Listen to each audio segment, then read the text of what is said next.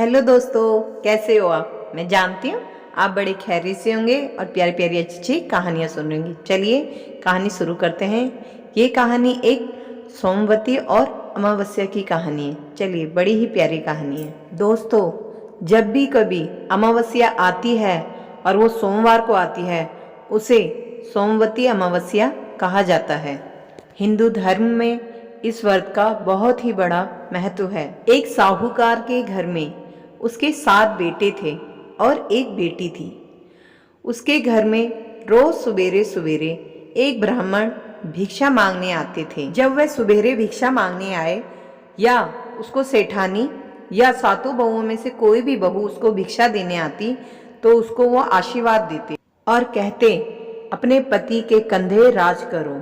परंतु जब सेठ की बेटी आती और उसको भिक्षा देती, तो पंडित उसको आशीर्वाद में कहते कि अपने भाई भौजाई के कंधे राज करो। साहूकार की बेटी को यह बात बहुत बुरी लगती थी।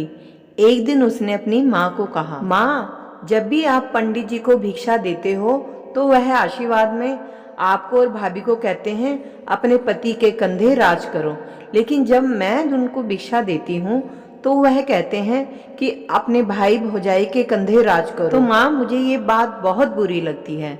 तब माँ कहती है, बेटा, जब पंडित जी आएंगे उनको तू भिक्षा देना और मैं तेरे साथ चलूंगी। फिर मैं उनसे पूछूंगी कि आप ऐसा क्यों बोलते हैं। अगले दिन जब ब्राह्मण आए भिक्षा मांगने, तो उनकी बेटी आई और माँ भी आई। जब वो आशीर्वाद देने लगे तो माँ ने बोला कि आप हमेशा सबको कहते हैं अपने पति के कंधे राज करो, आप मेरी बेटी को ऐसा क्यों बोलते हैं कि अपने भाई भौजाई के कंधे राज करो। तब ब्राह्मण बोले, क्योंकि इसकी किस्मत में सुहाग नहीं है।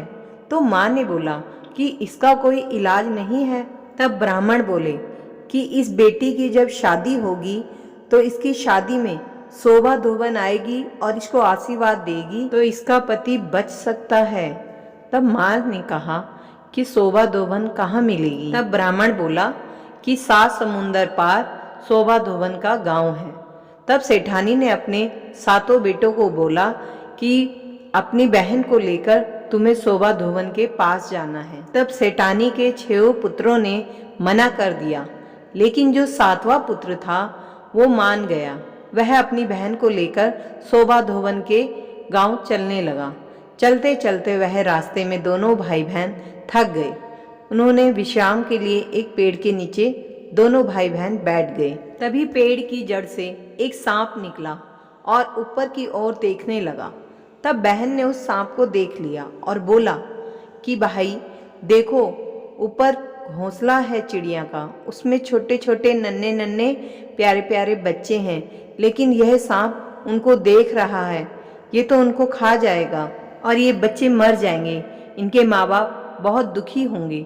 तब भाई ने एक टोकरी उठाई और उस सांप को मारकर उस टोकरी को सांप के ऊपर डाल दिया। तभी थोड़ी देर में हंस और हंसनी का जोड़ा आता है और ऊपर से पेड़ पे से खून देखते हुए वह और यह सोचते हैं कि इन दोनों भाई बहनों ने हमारे बच्चों को मार दिया है। तो हंस और हंसनी अपनी चोंच से उनके पैरों पे मारने लगते हैं। तभी वह बहन अपनी टोकरी उठाती है और उनको दिखाती है कि हमने सांप को मारा है, तुम्हारे बच्चों को नहीं मारा।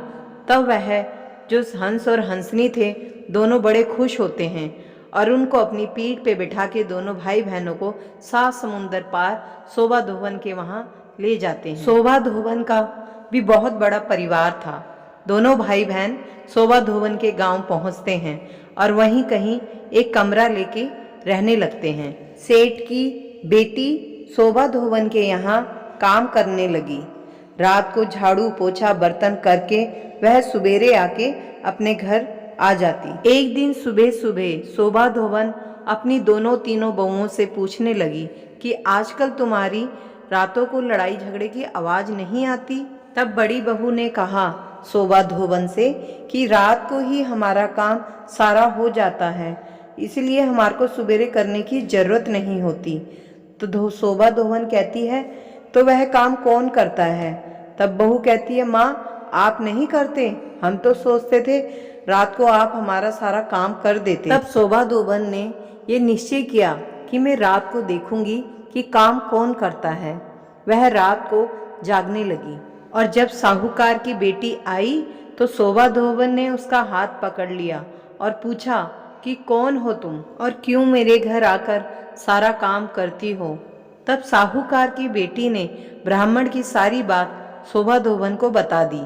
यदि आप अपनी सोमवती अमावस्या का फल मुझे दे दें तो मेरा सुहाग अमर हो जाएगा। शोभा धोबन ने उसकी बात सुनते हुए कहा, जब तुम्हारी शादी पक्की हो जाए तो मुझे न्योता देना, मैं जरूर आऊंगी। इसके बाद दोनों भाई बहन अपने घर आ जाते हैं और बहन के लिए लड़का ढूंढकर शादी पक्की कर देते हैं और शोभा धोबन को न्योता भेज देते हैं। शादी के दिन शोभा धोबन वहां आती है और जिस दिन फेरे होते हैं दूल्हा दुल्हन के, वहीं एक सांप आ जाता है और दूल्हे को डस जाता है, वह मर जाता है। फिर शोभा धोबन एक कटोरे में पानी लेकर संकल्प लेती है और उस पानी को दूल्हे के मुंह में डालती है। वह पीता है और जीवित हो जाता है। तभी से शोभा धोबन के साथ साथ सेठ की पुत्री और सारी बहुएं सोमवती अमावस्या की व्रत कहानी करती और व्रत करती।